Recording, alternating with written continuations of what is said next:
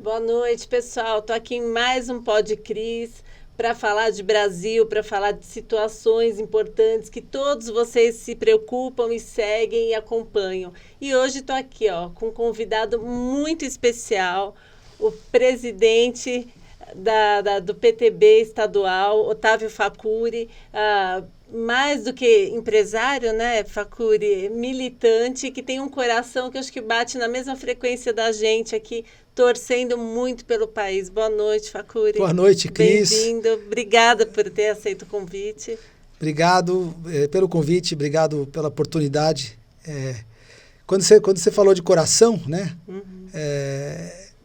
É só isso que move a gente aqui, porque assim, tudo que eu fiz até hoje nesse campo político só me deu prejuízo no sentido financeiro da coisa, entendeu? Então eu só associo coisas que dão prejuízo a coração. É verdade. Entendeu? Porque quando você faz com a cabeça é para dar lucro, né? Então, assim, só a associação que você fez foi perfeita. É coração. A gente faz. Eu considero isso como se fosse, assim, tudo atuação como se fosse uma espécie de filantropia. Só que é ampla, porque política é a forma de você atingir o maior número de pessoas, né? Se você consegue alçar posições de poder e você estiver bem intencionado com o coração nas coisas certas, a palavra coração, você alcança, você consegue produzir resultado positivo para o maior número de pessoas do que numa ação específica, por exemplo, filantrópica aqui ou ali, que você... Então, sim. É isso. É assim, pessoal, hoje até para homenagear o Facuri, eu vim com uma camiseta Mulheres com Bolsonaro, né? E é uma camiseta de 2018. O Facuri estava comigo em 2018 já, né? Lutando aí pela campanha do né, então candidato à presidência, Jair Bolsonaro. E aí eu lembrei dessa camiseta e falei, nossa, eu preciso ir com ela porque ela teve muita história. Sim. Né? Em 2018, Facuri, uma coisa que eu fiz muito, que eu me empenhei muito, foi para trazer mulheres para a campanha de Bolsonaro. No início tinha, né, uma coisa meio assim, mas ele, eu não sei se eu vou votar nele. E a gente pegava a mulherada e falava assim, né, vocês que são mães, vocês que são esposas, vocês que estão sofrendo a violência do país, da cidade, né, deveriam mais do que os homens lutarem, né, por essa eleição. E aí a gente trouxe aí, né, eu acho que essa camiseta, o Facuri e a gente está aí nessa luta. E como ele disse, né, pessoal, a gente quando está na adolescência se apaixona, gasta dinheiro, não prevê, né, os problemas ou não se importa muito com os problemas. E é isso, né, Facuri, eu acho que todos nós perdemos dinheiro, perdemos noite de sono, brigamos com a família muitas vezes pelo empenho, mas é um sonho que está se concretizando, né? Estamos fechando aí 4 anos de presidência. 4 anos de Bolsonaro, né? Quase. Vai dar 4 anos agora acho que vai estar no ano que vem, mas você lembrou bem, a campanha de 2018, na verdade, ela nem nasceu em 2018, né? A campanha do Bolsonaro não era dele. Para vocês. Em 2013, eu identifico o início do movimento em 2013. Isso. Quando você foi bom que você trouxe isso, porque eu vou falar um pouco sobre como eu enxerguei esse período, no qual a gente acabou se conhecendo no meio da avenida, né? Em 2013 teve aquela manifestação que foi armada com a turminha da Sininho, dos 20 centavos, aquele pessoal Black Blocs, que era a turminha que foi lá pedir por causa da passagem de ônibus. Isso. Só que aquela manifestação, que era mais uma que tinha sido montada, mais uma daquelas armadas com dinheiro da esquerda, acabou sendo tomada de assalto. Né? Ela foi sequestrada pelo povo. Pessoas que foram... Eu estava aqui na Faria Lima, em 2013, eu desci, porque eu vi um mundo de gente passando na avenida. Eu nunca vi gente assim andando na rua Tabapuã, na rua Atílio Inocente, nas travessas da Faria Lima, ali na região mais nobre, onde tem os escritórios dos bancos e tal. Eu desci ali, eu vi gente, falei, mas peraí, deixa eu ver quem é que está aqui. Eu olhei e falei assim, não vi nenhuma mortadela, não vi aquelas mulheres suvaquentas, não vi mortadela, não vi aqueles cara com aqueles brincos de... Sabe aquelas caras da esquerda, aquele turma nojenta? Não vi aquela turma nojenta. Eu vi gente antifas, eu né? não vi antifas, aquelas nojentadas. Que batiam na gente dizendo que era em busca de liberdade, pessoal. O cara em busca de liberdade, ele tira a tua liberdade de andar. Né? E quebra vidraça de todo mundo. Então eu não vi nada daquilo. Eu vi gente de basicamente de classe média, e não estavam com cara de sorriso, ninguém ali sorrindo. Então não era nem igual às manifestações de domingo. Nossa, que tinha gente de domingo, a gente tem a classe média na Paulista. Você não põe 1 milhão de pessoas na rua de elite, para começar. Isso, classe média. Sim. E eu vi essa classe média, só que uma parcela indignada. Por quê? Porque entendeu ali, depois daquela inicial crise do governo Dilma, né? Depois de 2011, a balança comercial do Brasil virou. Ela parou de crescer e começou a reduzir. Todo o dinheiro que o Lula teve para gastar e para comprar a Bolsa Família, para mandar para Cuba, para mandar para Venezuela, toda a grana que ele conseguiu de superávit de contas públicas, né? A gente teve superávit primário? Teve. Ele pegou esse dinheiro e botou para comprar voto, né? Botou no Bolsa Família, botou nos bancos estatais e mandou emprestar lá para Venezuela, mandou emprestar para Cuba, para Angola, e a troco do nosso superávit, que não foi nem um trabalho do governo dele, foi uma circunstância da economia mundial que elevou o preço do minério de ferro, que custava $30 a tonelada, foi para 180. De 2002 até 2011, o minério de ferro subiu. E depois de 2011, ele caiu vertiginosamente. Tá. Então, a nossa balança já estava com problema em 2013. E eu mesmo, na época, trabalhava em mercado financeiro e eu disse, os juros no Brasil vai ter que cair. Por quê? Porque nossa economia vai embicar feio. Quando que eu fiz essa previsão? Em 2013, 12 ou 13. Falei, a economia vai embicar feio. Por quê? Porque o minério já caiu. Em um ano, a gente vai sentir na balança a entrada de recursos que a gente tem, ela não vai ter mais. Você tinha um excedente de balança comercial por conta da venda do minério. Que era 180, caiu para 30. Então, como é que você vai ter uma redução drástica de entrada de dinheiro no Brasil? Isso vai bater na economia geral. Que reflete em tudo. Tudo. Final, e nós vamos ter uma recessão braba no Brasil, que veio em 2014 e 15. Sim. Mas em 13 ela começou a ser sentida e a classe média começou a reagir. Isso. E entender que o governo não representava.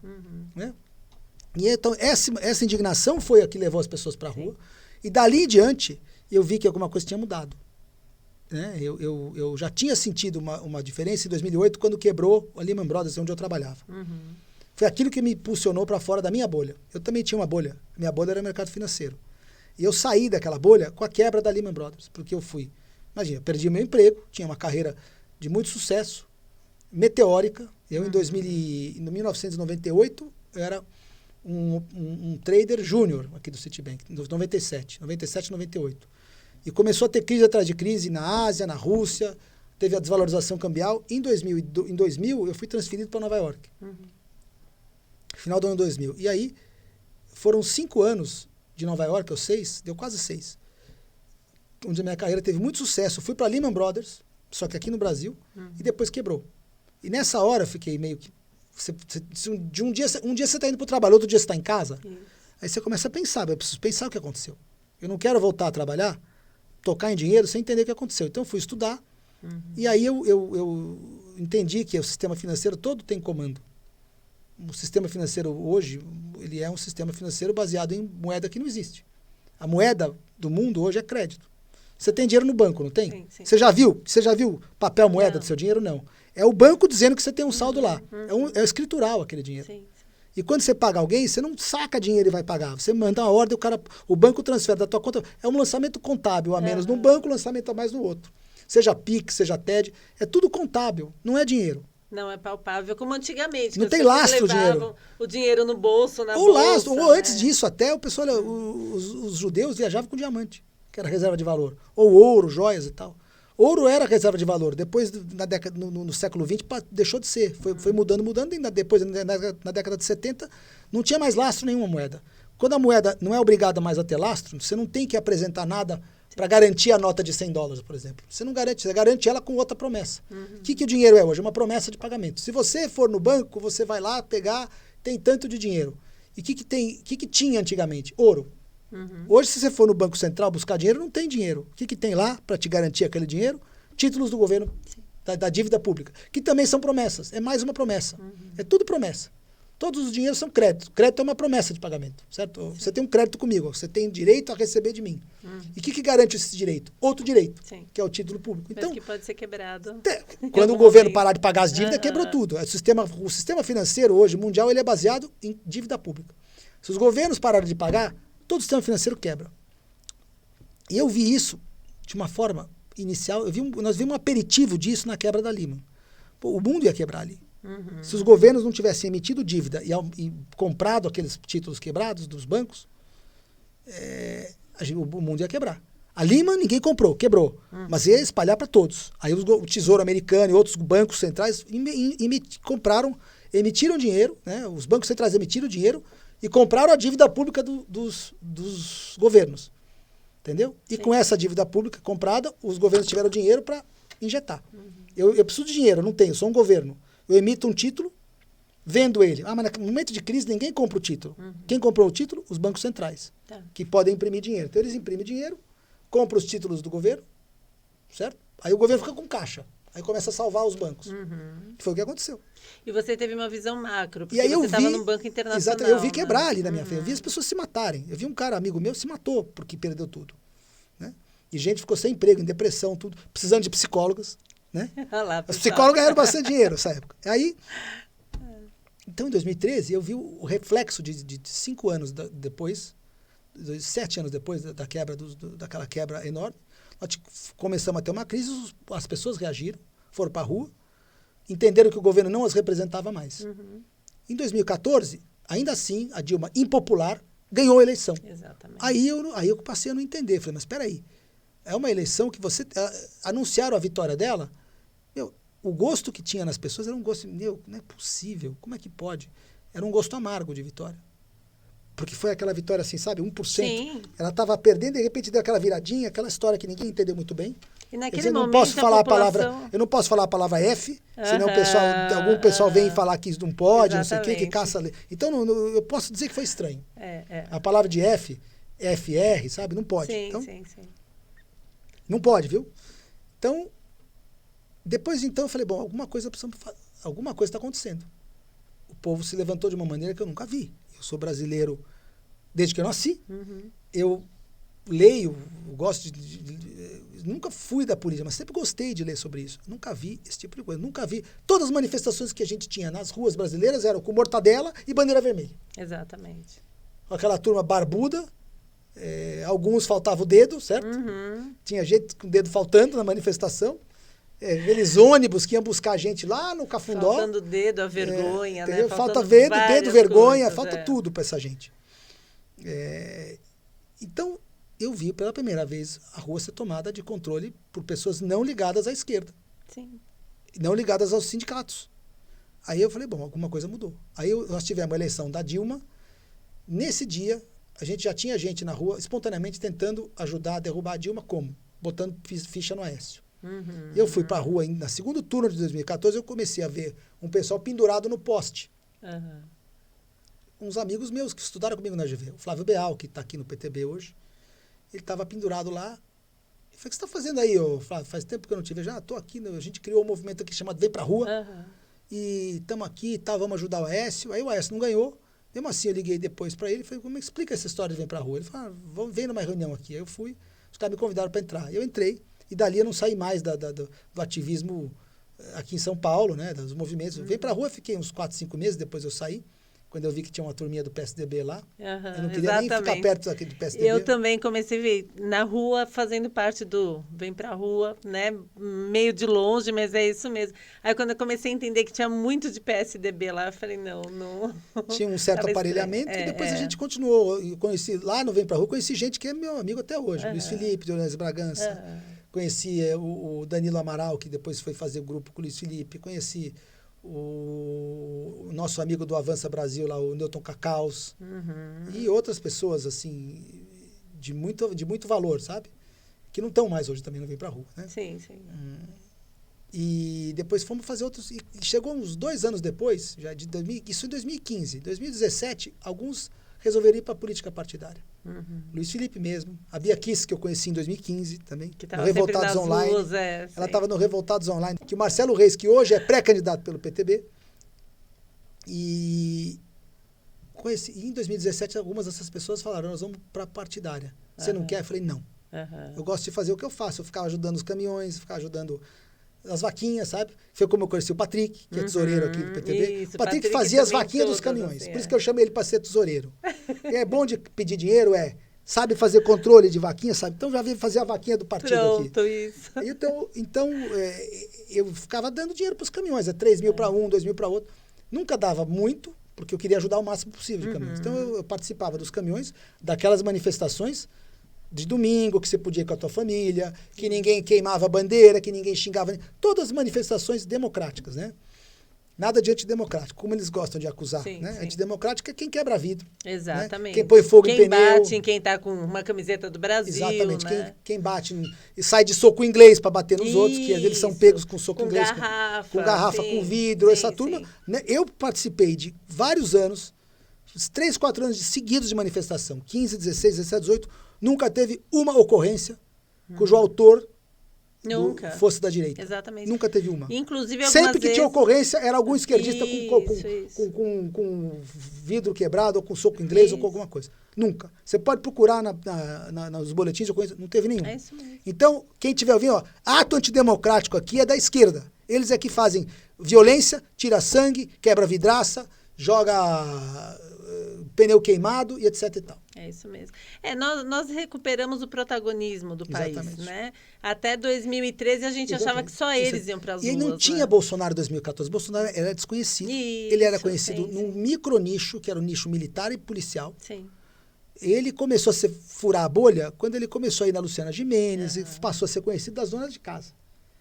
Ele ia na Luciana Gimenez, que é quem aceitava ele, porque Globo não aceitava, Bandeirantes não aceitava. Sim. A Luciana Gimenez, Rede TV, que tem uma direção que não é esquerdista, tá? O Marcelo de Carvalho e o Amilcar não são esquerdistas. Então, eles são centrados em audiência, põe o cara lá, porque dá audiência. Então, ele era a Luciana Gimenez, ficava discutindo com... Eles punham sempre alguém antagônico a ele para discutir, né? Punham um travesti, punham um cabeleireiro, alguma coisa assim, que antagonizava. E nem todos antagonizam. Tem cabeleireiro que é amigo dele. O Agostinho, que é maquiador, que é amigo, ótimo, frequenta a casa dele, entendeu? Sim. Então, assim, pegavam alguém antagônico a ele, que era de uma minoria qualquer, ou seja, homossexual, ou seja... Só que, assim, as minorias não são todas contra o Bolsonaro, pelo contrário.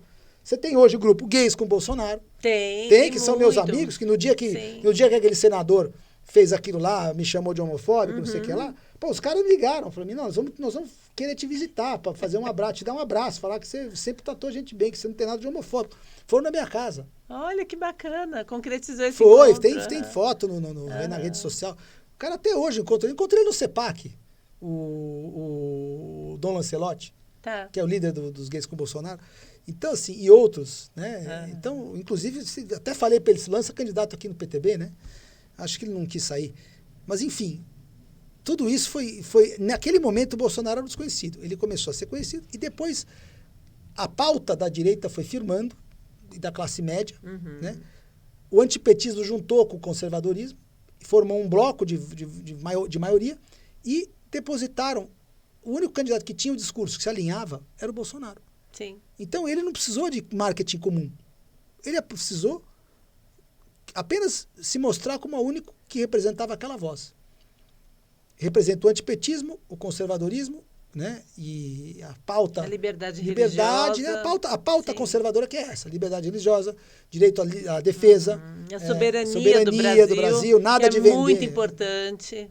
Nós podemos falar de tudo isso. Sim. E nessa hora que ele foi eleito. Sim, então ele foi abraçado porque pelo ele movimento. Se encaixou no nosso projeto ele foi de abraçado, vida, exatamente. Né, Facuri? E coisas que, assim, meu pai é policial, coisas que eu defendia quando eu tinha 8, 9 anos de idade, eu continuei defendendo. Eu falo, então eu não precisei inventar um discurso. Já era minha filosofia de vida. Tua vida já é isso, tua cultura de vida. Eu vejo meus pais com 85 anos. Teu pai é policial, É policial. Ele é O sargento. que ele acha que tem que fazer com bandido que não respeita a polícia? Não. Prender e se ameaçar a polícia, tem que atirar. Exatamente, tem que atirar. Então, assim, os valores sempre foram claros e minha família, meus pais, a gente não precisou adequar o discurso. Foi só continuar. E Bolsonaro se encaixava exatamente naquilo que a gente sempre defendeu. Né? Às vezes as pessoas falam, mas você está defendendo tudo que o Bolsonaro fala. Sim, Cara, o porque Bolsonaro é o que eu falou já depois. defendia Você já antes vivia isso. disso. Eu já defendia tudo isso antes. E a gente foi pra rua justamente por isso, porque a esquerda era dona das ruas, no E nosso comprada, porque a entendimento. esquerda nunca foi maioria no Brasil. Nunca foi Nunca foi maioria. verdadeira, era sempre tudo muito trabalhado. Sim, Ali, o cara olha, enchia vem a rua com assina mortadela. para ganhar Minha Casa Minha Vida, vai ganhar R$ 50, vai ganhar lanche. Né? Ganha posse na terra lá Isso, o ganha MST posse na cadastrava terra, os caras. isso. E quando a gente começou a ir para a rua, a gente olhou e falou... Olha, dá certo, né? Então, a partir de 2013, a gente descobriu que o protagonismo nunca deveria ter saído das nossas mãos. E é isso que a gente ainda tenta pegar mulheres, pessoas que acham que a rua é perigosa. Essa semana eu tive um casamento no domingo e aí uma moça me apresentou a mãe dela, super bolsonarista. Ela foi de verde pro casamento.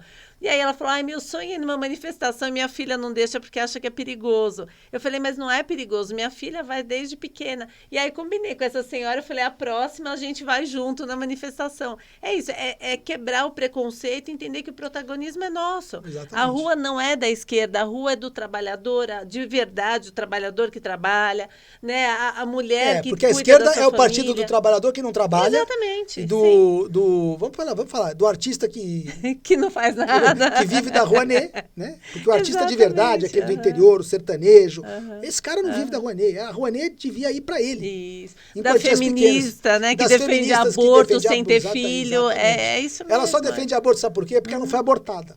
Isso, entendeu? Então, quando eu encontro uma daquelas que fala assim, tem que matar a criança com 8 meses no ventre da mãe. Fala, é mesmo? Isso você está falando porque você não morreu.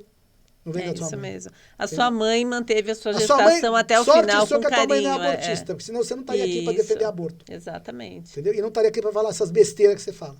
Mas é preferível você estar viva e para falar besteira do que alguém te matar antes. Então, mesmo não gostando de você, graças a Deus, está viva. Graças a Deus, a mãe manteve com respeito essa gestação e permitiu que ela viesse à vida. Sim, o Estado tem que ter, na verdade, todo o dinheiro gasto. Isso tem que ser gasto em ajudar as mães solteiras a ter seus filhos. Exatamente. Criar o filho, arrumar e a dar estrutura para uma anticoncepção. Mas anticoncepção, pessoal, é diferente de assassinato de bebê no ventre, né? Então, assim, o posto de saúde oferecer preservativo, anticoncepcional, tudo bem. Dá estrutura para essa jovem poder fazer uma anticoncepção. Agora, fomentar, né, como o Lula disse, não pode ter vergonha de abortar. Peraí, assassinato é questão de vergonha, né? Então é isso, a gente precisa entender que a vida é sagrada. E eles falam, inclusive, né, que aborto é uma questão de saúde. Então, peraí, planejamento então, da família. Até perguntei outro dia. Questão de saúde por quê? Não, porque as clínicas de aborto, elas não são legalizadas, então elas estão criando doenças nas mulheres, a mulher vai lá e sai doente, sai machucada, sai não sei o quê.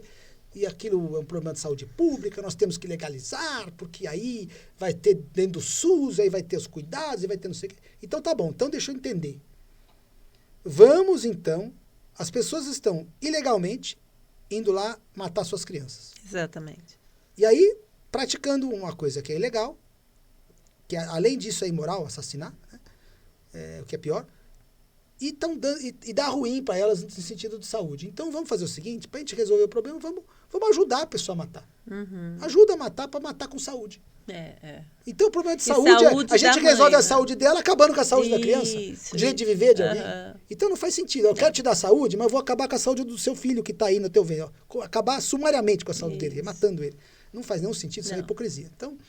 Então, e o ladrão não pode matar, pena de morte, o Brasil é contra, pessoal. Então o cara mata 20 e sai da cadeia, na saidinha mata mais. Não, ele não podemos preservar a vida do bandido. Só não vale a vida da nenê. Sim. Nenê, 3, 4, 5 meses, não vale a vida dele. E é o assassinato mais cruel, né, Facuri? Porque não tem como sair disso, né, pessoal? O ladrão ainda pode optar por não ser ladrão. Enfim, as pessoas ainda têm uma opção de se manterem vivas. O bebê não tem. O bebê está ali dentro do ventre sendo gerado. O que fizer de agressão em relação a ele, ele não tem defesa. E ele só tem uma defesa enquanto ele está sendo gestado. É a mãe. É a mãe, exatamente. E aí a própria mãe, que tem que defender ele, vai matar ele. Isso. Com auxílio do governo, sob aquele manto, né? Sobre aquela um discurso, justificativa de que vamos ajudar a ela a ter saúde para fazer isso. Mas é só nisso que precisa de saúde. E Um monte assim, de né? coisa hoje precisa de saúde e não tem. Eles querem dar Isso, saúde para fazer aborto. exatamente. É o que eu ia lembrar, pessoal. Se você descobre que você está com câncer, por exemplo, demora a fazer exame, demora a conseguir vaga para fazer uma cirurgia. Mas vamos Não facilitar só o pro câncer, aborto. qualquer coisa. Agora, para o aborto ou para outras cirurgias que não eram para ocupar tanto espaço no SUS, isso vira prioridade, né? E doenças que é uma luta contra o tempo, porque cada dia que passa a doença se desenvolve, isso daí para eles parece Exatamente. menos importante. Aí é uma questão né? de saúde, mas ele não quer resolver as questões de saúde atuais. De fato, exatamente. Essas aí não, entendeu? Exatamente. E aí os mesmos, pessoal, que lutam pelo aborto, para a mãe estar em segurança de saúde, para ser poupada, são os que defendem a droga, né, Facuri? E aí a gente vai andar pelas ruas, a gente vê o efeito da droga, vê na família, vê entre os amigos, né? E você, como psicóloga, você sabe o que a droga faz na família. Não, é devastador, é devastador. Eu nem vou falar, eu prefiro até que você fale tecnicamente sobre isso, eu só sei o seguinte, droga destrói família. Exatamente. E destrói a capacidade do sujeito ser produtivo também. Sim, ele passa a ser... E da família, muitas vezes, ser produtiva também. Porque a família gasta tempo e dinheiro no drogado. Exatamente. A família inteira consegue falir junto, pessoal. Eu ouvi um relato esses dias de uma menina de 12 anos que foi expulsa da escola por uso de cocaína. Né? E aí a gente olha e fala, puxa, e aí a gente vê uma sociedade, vê a mídia lutando para a liberação das drogas. Onde nós vamos parar? Porque, pessoal, a droga é escolha no primeiro uso, no segundo não, você já sente vontade e o seu cérebro te leva, né? Eu falo assim, às vezes um simples café, a gente muda o caminho de casa para parar para tomar um cafezinho porque o cérebro está pedindo aquela cafeína. Imagina o efeito que deve fazer uma droga. Que né? É um negócio potencialmente... Assim, exatamente.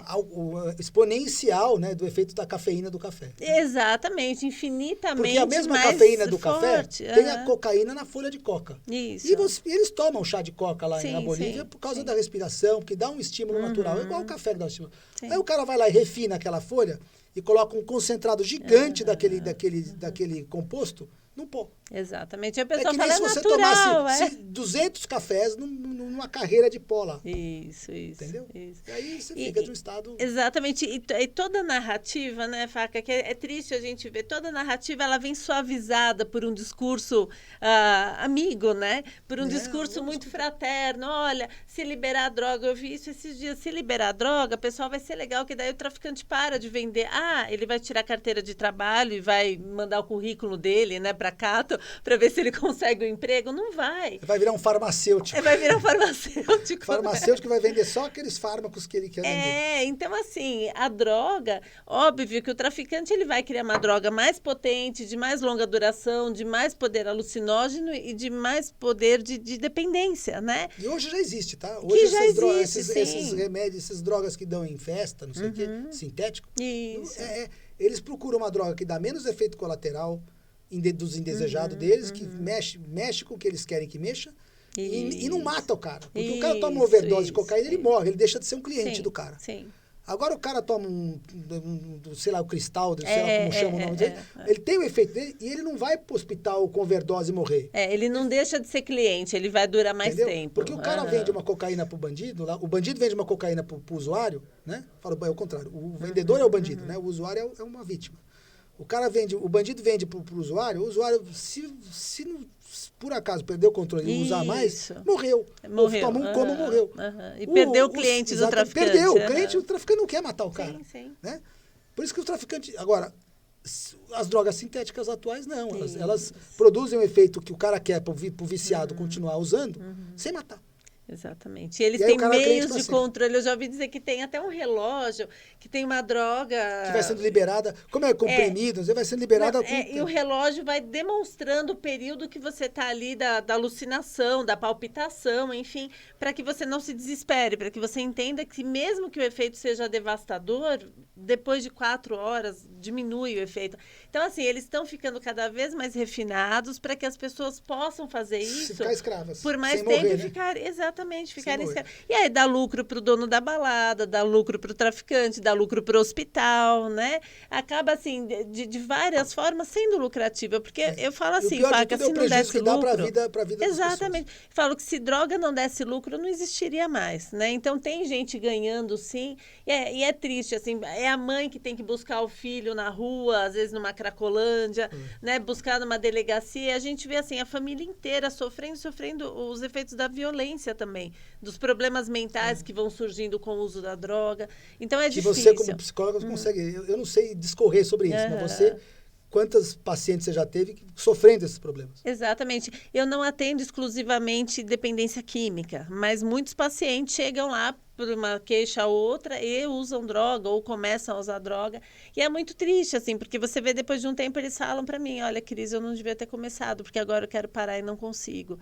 Né? Então, pessoal, quando a gente fala em internação compulsória, quando a gente fala no direito de escolher, você escolhe o primeiro uso. Depois disso, se você foi influenciado por um amigo, vou usar só hoje. Não dá para você resolver o problema da Cracolândia, por exemplo, com internação voluntária. Ninguém lá vai querer se internar nunca. Né? Exatamente. E mesmo a maconha. Não consegue nem decidir se ele não consegue decidir se ele tem que se internar ou não. A pessoa está ali sem banho, sem comida, passando frio ou numa condição de extrema ali, de desumanidade, ela não está ali porque ela quer, pessoal, ela está ali porque o cérebro dela já não consegue não tem mais comando parar. sobre ela. Exatamente. Ela já perdeu a capacidade de decidir se ela tem que se tratar ou não. Exatamente. Não tem mais vontade própria ali, acabou. Ali, se você não usar um braço forte ali, aquela turma vai morrer mesmo. E mesmo sendo internado, sabe, Facuri, eu atendi no hospital psiquiátrico uma vez um paciente, um homem muito bonito, um homem de 45 anos, muito bonito, e ele falando que era a 45ª internação dele. Ele falou, vou sair daqui e eu vou usar de novo, porque eu não consigo parar. Né? Então, é bastante triste, pessoal. Eu falo assim, só dentro de um hospital psiquiátrico ou dentro de um ambiente policial, onde a gente, né, tem acesso a uma cracolândia, um ambiente mais insalubre ainda, que a gente vê o dimensionamento. Porque um astro de rock usa droga, mas está ali da impressão que dá certo, né? A impressão que é cool. Isso, não, usa droga há 40 anos, está vivo. Pessoal, pega os exemplos que não deram certo, que são a maioria. Então, um ou outro da mídia, a gente não sabe qual é a vida dele. E tem os da mídia que não deu certo, né? Isso, exatamente. O caso do Michael Jackson, que ficou viciado em Propofol. Isso. Que só conseguia dormir com Propofol. Isso, sim. Ele tinha que ter um médico para dar o Propofol para ele. Exatamente. Aí no dia que o médico dormiu no ponto, ele morreu. Morreu. E assim, ele queria isso não, mas ele não conseguia mais parar. Só dormia com Propofol. Sim. Eu não tinha mais. O problema dele era... Não, e eram anos, né, ali de medicação em cima de medicação. É isso, pessoal. Ninguém opta por continuar usando droga. A gente às vezes fala para um alcoolista ou para um dependente E você químico. falou que a porta da maconha, por quê? É importante falar isso, porque o jovem está ouvindo aqui. Então, pessoal, a maconha, infelizmente, falam que é nada, natural, né? Não é nada, é verde, é natural. Só que, assim, a esquizofrenia, Faca... A doença o quadro esquizofrênico irreversível, ele pode começar com a maconha, tá? Então, assim, a gente não sabe qual é o ponto do cérebro que vai quebrar em mim, ou em você, ou em outra pessoa. E aí a menina começa a fumar maconha, não, meus amigos fumam, só que alguns vão desenvolver síndrome do pânico, muitos transtornos de ansiedade, ciúme patológico, enfim, é uma série de coisas que você não tem como prever. Isso tem pesquisas técnicas que dizem que o uso prolongado da maconha... Isso, e às vezes nem tão prolongado assim, algumas pessoas são mais suscetíveis do teu histórico familiar, às vezes a família já tem uma predisposição à dependência química. Eu sei que para álcool tem a ver com a predisposição genética, tem. Também. Mas para álcool é todos os vícios, então você tem famílias que têm uma amostragem de vício, de dependência em jogo, em cigarro, em outras coisas, com uma adesão muito mais rápida do que em outras famílias. Se você tem um histórico, tem um pai alcoólatra, mas você começa a usar droga, a gente sabe que a sua predisposição para a dependência é maior do que uma família que ninguém usa. Ainda assim, aquela família que ninguém usa, você pode não viciar, mas você pode não aguentar muito tempo, você pode desenvolver transtornos de saúde mental que são irreversíveis, pessoal. Então, eu pego aí jovens com transtorno, síndrome do pânico, por exemplo, transtorno de ansiedade, e que você olha assim, estava tudo bem, começou a usar maconha 3 meses depois, 4 meses depois, já começou a desenvolver. Não consegue mais controlar o sistema. Não consegue mais. E depois que para de usar droga, os sintomas continuam. É isso que é difícil. Eu falo, a gente brinca com uma coisa que é muito perigosa. E até você, eu faço essa pergunta para você agora, como psicóloga. Primeiro, o que são os maiores grupos que você atende hoje como psicóloga? Quais são os... O que eu sempre atendi mais, pacientes com câncer e pacientes com problemas de relacionamento, no trabalho, e aí é que no entra casamento. A droga, é aí que entra a droga. Tá? E aí que entra a droga e entra o descontrole. Muitas vezes eu atendo a mãe que está com filho dependente, às vezes eu atendo a namorada que o namorado não, né, começa a usar cada vez mais. Então, assim, o prejuízo nunca é restrito ao usuário. No trabalho, eu tenho recebido pessoas que falam, puxa, eu tinha um funcionário tão bom, era meu gerente, era um cara legal, tá usando crack. E agora? O que fazer o crack com ele? É difícil de voltar, né? Sim, sim. Então, a gente vê até no interior, pessoal de lavoura, né? Eu sempre que eu viajo, agora eu estou viajando muito, eu sempre pergunto, eu falo, como tá a droga na sua cidade? Às vezes a cidade ali com 10 mil habitantes, já com problema sério de droga. Né? Nós fizemos uma visita para uma cidade, 19 mil habitantes, 44 pontos de venda de drogas. Nossa, uma cidade tá pequena com 19 mil já com 44 pontos. Ou seja, de 44 carinhas sei lá, do PCC ou do que quer que seja. Já lucrando da facção. E já cooptando, já, né, assim, já dificultando a vida da região inteira. Então, pessoal, infelizmente, assim, mesmo lugares muito pequenos, muito distantes, diz que hoje, assim, já o delivery da droga é acessível, é como um iFood, né? Entrega em qualquer lugar. Então, isso daí, até para pessoas que antes não eram tão vulneráveis por estarem longe, às vezes numa fazenda, no meio hoje também tem acesso. Então, é triste, eu falo, o traficante não perde cliente, né? Nesse sentido, ele entrega e ele torce para que vicie o mais rápido possível. Então, é difícil, Faca. Quando eu vejo assim, a mídia, eu vejo projetos, a gente vê ONGs aí, Craco Resiste, né? A gente fala, puxa, tá lutando por quê? Né? Qual é a causa? É o bem daquelas pessoas que usam? Não, é o descaso absoluto com a saúde humana. Nos Estados Unidos, por exemplo, as ONGs de aborto, elas têm um comércio ali com as células, né? Células tronco. As células dos bebezinhos, né?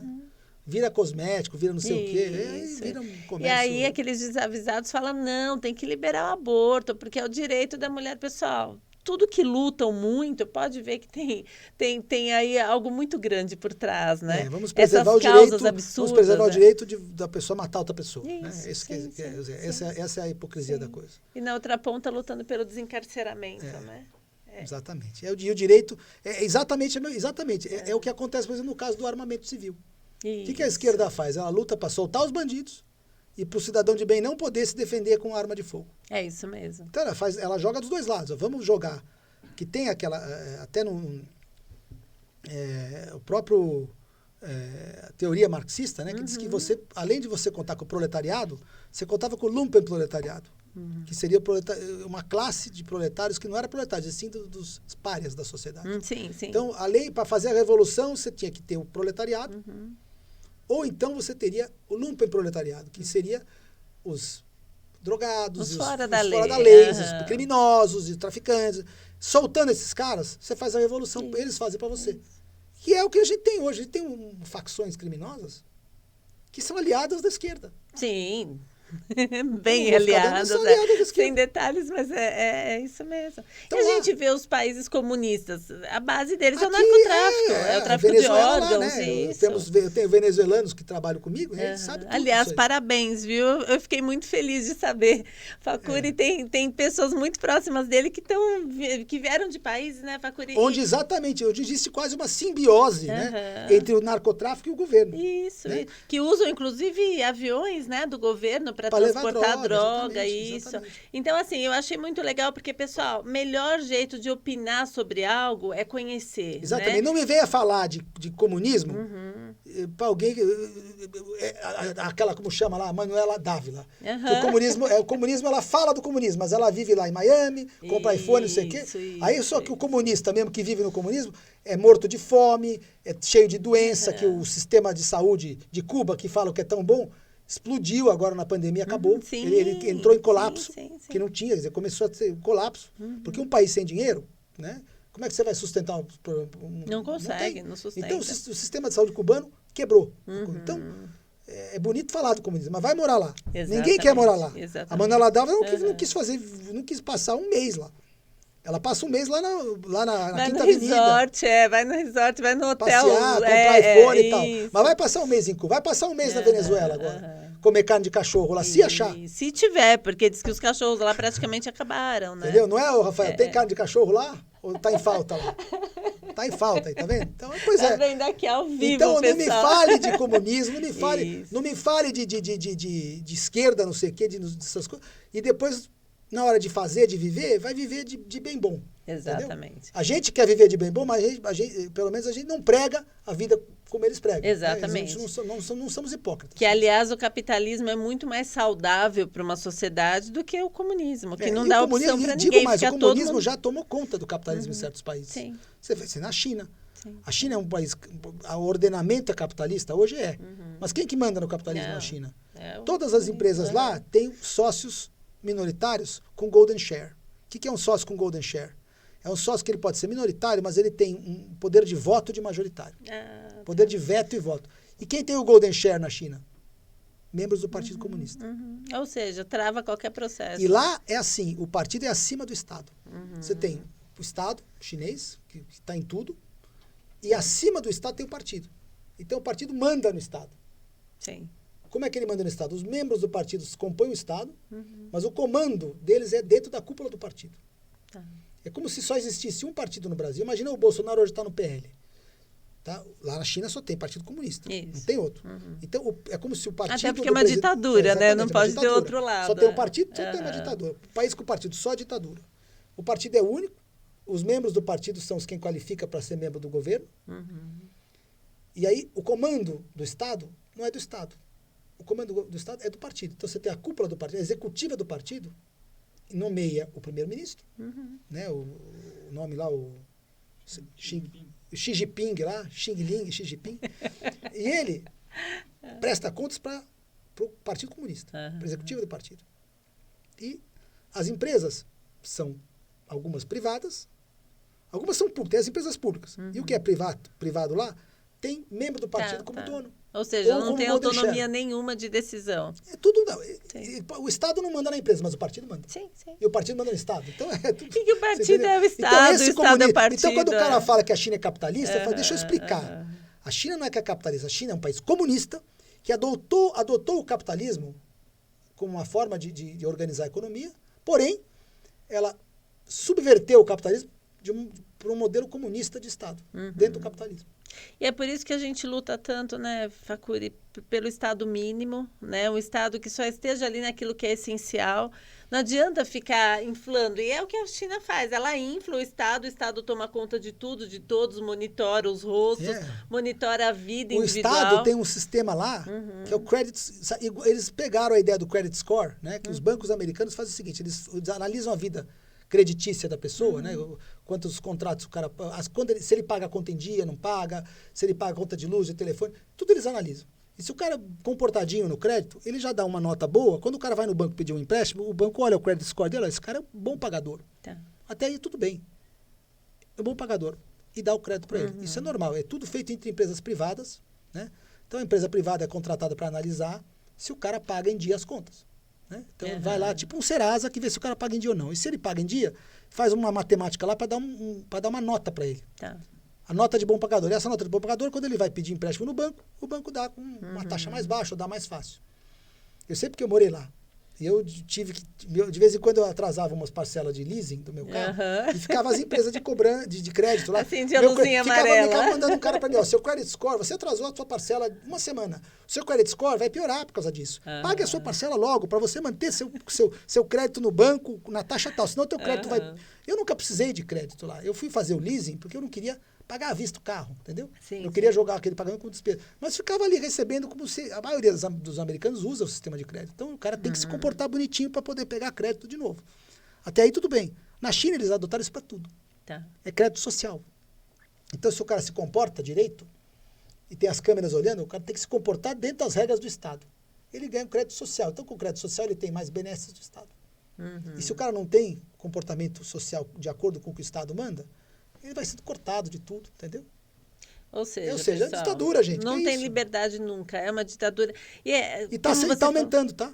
Essa coisa de botar câmera aí, que a gente vem aqui no Brasil, a câmera no aeroporto, eles pintam isso como isso é bom, vai ajudar. Mas para você virar a chavinha daquilo e transformar aquilo num sistema de controle social, é só virar a chave. A estrutura está montada para o controle social.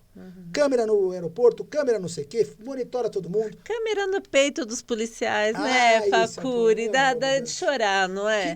Ou seja, eles não monitoram os bandidos, soltam o cara na rua sem monitorar e quer monitorar o policial. Não põe a tornozeleira eletrônica, mas coloca, pessoal, uma câmera no peito de cada policial para diminuir. Eu botaria uma câmera no bandido, tornozeleira, eu botava a câmera, implantava a câmera nele. Adorei, ele é bandido, aqui, ele fez um mal para a sociedade, ele matou gente inocente, quem ele vendeu droga, risco, ele representa risco, exatamente. Ele estuprou. Esse cara tem que ser controlado, sim, com tornozeleira, com câmera no focinho dele, entendeu? O cara tem que sair totalmente monitorado. Ele é bandido, pô, ele já fez um monte de besteira. E o que esperar de um governador, né, de um desgovernador que nós tivemos aqui, que diz que isso daí é para diminuir a letalidade da polícia. Pessoal, a gente tem ali milhares de pessoas sendo assassinadas por ladrões. A letalidade do bandido mas ninguém quer saber. Solta o cara ser tornado. A letalidade do homem mau, né?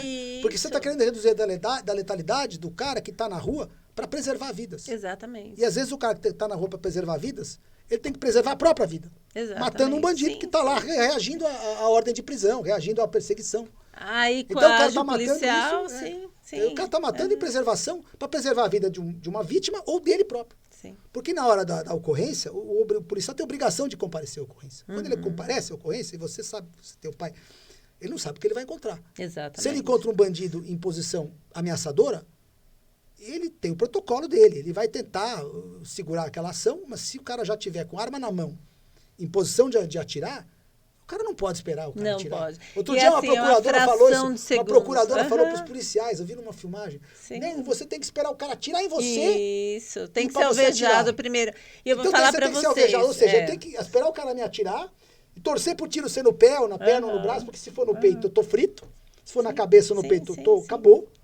Mas aí, se o cara me atirar só na minha perna, só no meu braço, aí você pensa eu vou pensar se eu posso atirar ele. O que é isso? Isso é a coisa mais absurda que eu já vi na vida. Não, você desencarcera o ladrão, você não monitora ele desencarcerado, aí você desarma a população de bem e você coage o policial a ter que andar com uma câmera. Pessoal, é só juntar os dois neurônios, não é, Facuri? E pensar, eles estão trabalhando para virar isso daqui um país do avesso, né? Estão aliados com a criminalidade. Exatamente. Para deixar o país ingovernável. E isso é muito fácil, pessoal, de entender. Quando a gente vê as pesquisas dizendo que Bolsonaro perde para todos no segundo turno ou coisas do tipo, é isso, é o sonho de consumo deles, que a gente tem um país às avessas, né? Pois é. Que o criminoso esteja solto, que a gente fique trancado em casa e que daqui a pouco aí o MST, né, se apodere da nossa casa também. Outro dia foi muito engraçado, eu estava lendo uma notícia, o cara da Globo lá, não sei se ele é marido da Andréa Sadi, o André Rizek, ele é marido da Andréa Sadi, né? Ele estava colocando uma notícia chocante, como se fosse uma coisa ruim. Aumentou o número de armas legais no Brasil, cresceu 260%, eu não sei quantos por cento, um percentual grande, tá? Tipo uma coisa, e ele estava noticiando aquilo como se fosse uma coisa gravíssima. Uma péssima notícia. Absurdo, olha que notícia horrorosa. O número de armas legais cresceu de 2019 para cá, do governo Bolsonaro, cresceu 1000% ou 260%, não sei quantos por cento. Acho pouco, acho que tem que multiplicar por 10, pessoal, independente de quanto for. Não sei se é 250% ou 1000%, mas cresceu muito o número de armas legais. Quem tem arma legal, como eu, que sou CAC, sabe a dificuldade que é para você comprar uma arma legalmente. Você tem que provar sua identidade, seu endereço, sua capacidade financeira, se você tem emprego, endereço fixo, capacidade técnica e capacidade psicológica. Sim. Você tem que provar tanta coisa. E que tem que se manter atirando frequentemente, participando de competições. Você tem que participar de competição, você tem que se manter, você tem que provar todas as aptidões e ainda por cima é caro. Uma arma no Brasil, sim, uma arma, um 38 comum, R$3.000. Fora documentação. Fora munição. Você gasta para você se manter aqui. Você pode multiplicar por 2 ou 3 para você manter uma arma por um ano, hoje. Um ou dois anos. Então, você vai gastando isso. E ainda assim cresceu, ou seja, pessoas de bem, com cadastro, E o problema pro cara da Globo é esses caras. Esses caras não matam ninguém, gente. Esses caras se defendem, olha lá. Até porque o CAC, ele sabe o tempo que demorou para conseguir essa arma e ele sabe o quanto ele tem que pensar 1 milhão de vezes antes São de dois usar. casos. Ou o CAC, ou o cara que compra para ter em casa, Sim. que registra na Polícia Federal a posse, né, o registro da arma, que é a posse legal da arma, para ter em casa. Isso. Então, esses dois casos cresceram muito e o cara estava super preocupado. Só que é o seguinte, ele não esqueceu de mencionar o quanto o número de homicídios caiu em 2019. Exatamente. O número de homicídios caiu, teve quedas recordes 2019, 20, 21. Quedas, se você pegar os 3 anos do Bolsonaro, foi queda vertiginosa do nível de homicídio. Tá. Ou seja, esta estatística da queda de homicídio, aliada com a estatística do aumento de armas legais, quebra todo o argumento da esquerda. A narrativa deles é o seguinte, a vida inteira eles usaram, para vender lá o desarmamento, eles usaram aquela tese, mais armas, mais mortes. Vamos interromper os homicídios. Todo mundo se matar, vamos interromper os homicídios se a gente retirar as armas das pessoas. Eles retiraram armas, aquelas campanhas para o cara jogar arma fora, para entregar. Depois proibiram. E tentaram depois transformar essa proibição em Constituição. Sim. Plebiscito. E não deu certo, graças a Deus. Senão a gente não estaria hoje aqui. A gente já estaria esquerdizado já. Isso. Então, mais esquerdizado, porque a gente já tem uma parte... Então a gente estaria pior. E aí, não deu certo. Graças a pessoas como o Benê Barbosa, o Marcos Polon, essa turma que milita a favor da liberdade. Né? Então, esse argumento, esse tweet desse marido da Sadi, eu peguei aquilo como um elogio. Falei, que bom, pô. Porque é maravilhoso ouvir isso. Porque você cruza isso com a quantidade, com o nível de redução dos homicídios. Isso. Fala assim, gente... É lindo, né? Ver que funciona mesmo. É lindo de ver, ainda ver que o esquerdista que destruiu o próprio argumento que a esquerda usou a vida inteira. Sim. Porque ele admitiu claramente o aumento das armas. E se a gente pegar a estatística de homicídio, estatística policial, é de queda. A gente estava com Muita 45 mil mortes não, por era ano, antes do Bolsonaro, era 70 mil mortes. Isso. Eu não sei se está em 45 hoje ou não. Acho que agora... Caiu 25 mil por ano. E se a gente olhar... De 60 a 70 mil para 45. É muita queda. É 40% a queda. De 70 para 45 é 40%. E os tipos de crime mudaram muito sem a arma. Quando tiraram a arma, né, na década de 70, de 80, o ladrão só entrava numa casa durante as férias da família. A família ia viajar... O cara tem que parar de ter a facilidade dele. Era fácil pro cara entrar numa casa. Hoje, até 2019, o cara entrava já. Ele escolhia quando o dono da casa estava lá, porque torturando o dono, torturando a família. Você ia contar onde tinha dinheiro, onde tinha joia. Hoje, e isso já está mudando. E no campo também. Hoje o campo tem a posse rural de arma. Que o cara pode circular com a arma dentro da propriedade dele. O que aconteceu com o MST, com as invasões? Parou. Acabou as invasões do MST. Eles estão fazendo invasão no shopping center. Que dentro da cidade não tem ninguém armado. Nós passamos em frente no shopping center eles estão invadindo, porque o segurança não pode reagir, porque não sei o quê. Isso. Vai fazer isso numa fazenda. Não fazem mais. Faz. Por quê? Porque lá ele leva faz uma vez só. Só faz, chega em pé, só vai. Ele sai ou correndo ou deitado numa maca. Ou vai e volta de rabecão depois, né? Entendeu? E numa fazenda, desculpa, eu não usaria nem é calibre 12. Isso, porque não, tem que... Você não precisa de poder letal ali. Você precisa poder de parar a invasão. Então você usa uma calibre 12, que tem aquela munição que não mata, mas ela espalha. O cara fica ali, todo cheio de... Ele sai correndo. É verdade. Que, na verdade, o certo você tem que usar o poder de letalidade de acordo com a agressão. Ali, se o cara está entrando, invadindo a tua terra, mas ele não está usando armas letais, você tem como repelir ele com armas de fogo não letais. Sim. Você tem cartuchos específicos para aquilo. Entendeu? Agora, se o cara entrar com uma arma, aí você tem que usar... Se o cara entrar com uma arma de fogo, ou te vier com um facão na tua cara, desculpa, aí você tem que enfiar, meter tiro nele para morrer, para matar. Sim. Porque um facão, ele em combate de curta distância, ele é mais letal que uma arma de fogo. É mais perigoso que a arma de fogo. Eu já ouvi falar isso. Uma facada daquilo mata o sujeito em minutos. Atinge uma artéria, o cara morreu. Sim, o Bolsonaro não morreu ali porque chegou isso aqui, de atingir uma artéria maior. Deus estava com a mão. Deus tirou. Porque se o cara sobe 1 centímetro a mais ou 2, ele atingiu uma artéria que não ia dar tempo de chegar vivo no hospital. Entendeu? Então ele está vivo por milagre. É por isso que eu falo, pessoal, que com Deus é brasileiro. O cara com facão daquele, se chegar numa propriedade e ameaçar alguém com facão daquele, e alguém reagir com uma arma de fogo, é uma reação legal. Porque é uma reação grande o bastante para o tamanho daquela ameaça. Isso. Aquela ameaça é uma ameaça letal. Um facão daquele, na tua cara, e o cara levantar para dar na tua cara, aquilo para mim é motivo de atirar no peito, porque o cara vai me matar com aquele facão. É isso. E assim, né, Facuri, a nossa casa é nosso templo sagrado, né? Onde a gente guarda ali os nossos filhos, os nossos pais, né, os nossos cônjuges. Então, assim, por si só já deveria ser sagrado e proibido. Entrou na propriedade, eu já acho que ali a pessoa já menosprezou a vida dela, Exatamente. entendeu? Ela já falou, ó, mas a você partir tá certo, daqui... você tá certo. Isso inclusive é bíblico, não sei se você sabe. Isso, sim. Que é bíblico a a lei de defesa Moisés, da família. a lei de Moisés coloca lá em Isso. Êxodo que quando você está de noite na tua casa, o sujeito entra para roubar, Sim. e se você por um acaso reagir e ele morrer, você não é culpado. Não é culpado. O excludente de licitude faz parte da lei de Moisés. Eu entendo, Facuri, que toda Porque mãe, tá todo escuro, pai tem obrigação tá de escuro, cuidar. você não sabe se o cara tá armado ou não. Você escutou Isso. barulho, o cara te invadiu. Invadiu sua casa, Você pode acabou, sim. atirar nele. Pela lei de Moisés, você pode atirar nele ou reagir contra ele. E se ele, porventura, vier a falecer, você não é culpado. Sim. Tanto do escuro. E a lei é específica. Se está de dia, que naquela época não tinha arma de fogo.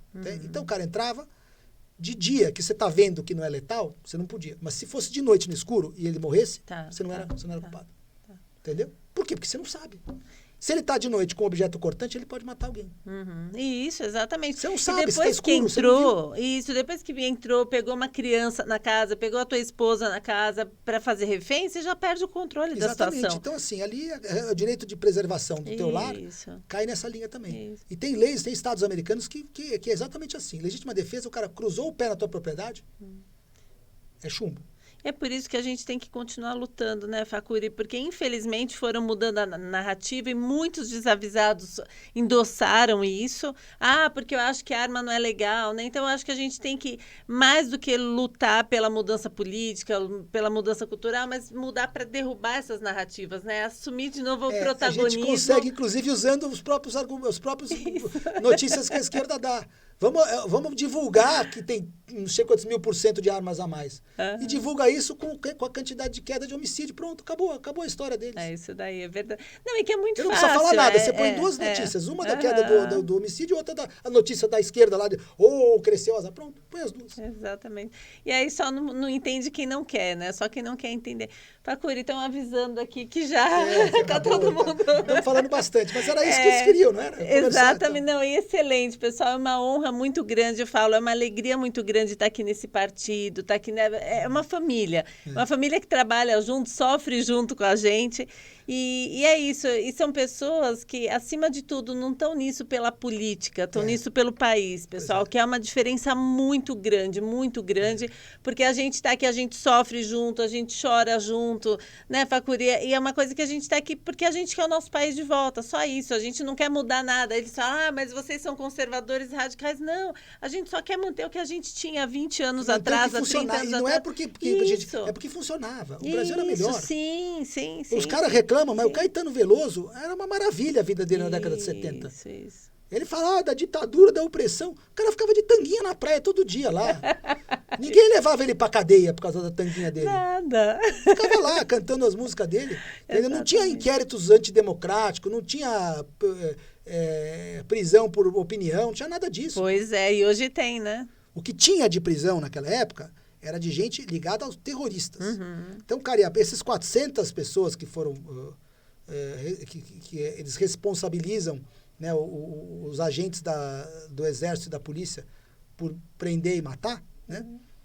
400 pessoas com fichinha bem pesada, viu? Gente que sequestrava avião. Sequestrava avião, explodia banca de jornal. Isso. Explodia aeroporto, né? A turminha que explodiu lá, o Guararapes. Sequestrava autoridades. Sequestrava o embaixador Charles Elbrick. Isso. Entendeu? E roubava caminhão de material bélico para distribuir para os terroristas. Então, essa turma lembrando de Mário Cosel, né, que foi vítima desses ataques terroristas. Exatamente, Mário Cosel. Tem aquele outro que está vivo, que perdeu uma parte do seu corpo na explosão do aeroporto de Guararapes. Também, né, que a esquerda explodiu lá o aeroporto, os terroristas. Sim. E é isso que é radicalismo, pessoal, e não que vocês falam, vocês são conservadores radicais. Não, a gente só quer a nossa família deixada em paz. Né? A gente não quer nossos filhos doutrinados, a gente não quer o nosso país corrompido, não quer que a corrupção seja um meio de governar. Né? A gente só quer de volta o que nós já tínhamos antes. Só manter, né, exatamente. Só manter e trazer de volta o que funciona. Funcionou tão bem pra gente. Simples, a gente não está inventando tão bem nada. que na década de 70 não tinha esse crime todo. Década de 80 mesmo não tinha. O porte de arma era da Polícia Civil, ele dava aqui. Não tinha esse tipo essa quantidade enorme que cresceu depois. Mas é Eu isso. acho que a maioria de nós foi criado com uma arma dentro de casa. Sim. Né? Era cultural. Nosso avô tinha, nosso pai tinha. De repente mudaram tudo. Depois aqui. Virou um bicho de 7 cabeças, mas é isso. Pessoal, muito obrigada, muito obrigada. É um prazer. Podia durar 4 horas. Eu falo, tem podcast que devia durar a noite inteira. Pois é. Muito obrigada, Facuri. Cris, obrigada e parabéns pelo belo trabalho. No teu trabalho também. Obrigada. Sucesso nesses eventos pré. Né? Pré-candidatura. Tudo pré. Muito sucesso. Conte conosco aqui também no PTB para continuar auxiliando vocês, pré-candidatos, e a ocupar o espaço que a gente precisa tanto que vocês ocupem. É isso aí. Muito obrigada. Dentro dos quadros legislativos brasileiros. Que tem muito para fazer, né? Fala, a gente precisa de um time bem grande, pessoal. Senão, o Tarcísio chega lá, mas ele precisa conseguir governar também. E tem a parte federal também, né? Isso, sim. É que as pessoas parecem que olham mais para o governo federal. Agora, aqui, às vezes a gente fala, puxa, a gente precisa de um time para trabalhar junto com o Tarcísio. As pessoas, é mesmo, não tinha pensado nisso. Então, pensem, a gente precisa mudar esse país, esse estado. Obrigada, Facuri, obrigada. Mesmo, Cris. E obrigada aí a todo mundo que seguiu. Semana que vem tem mais Pod Cris, pessoal. Acompanha, compartilha e vamos trabalhar junto por esse país. Obrigada, boa noite. Boa noite.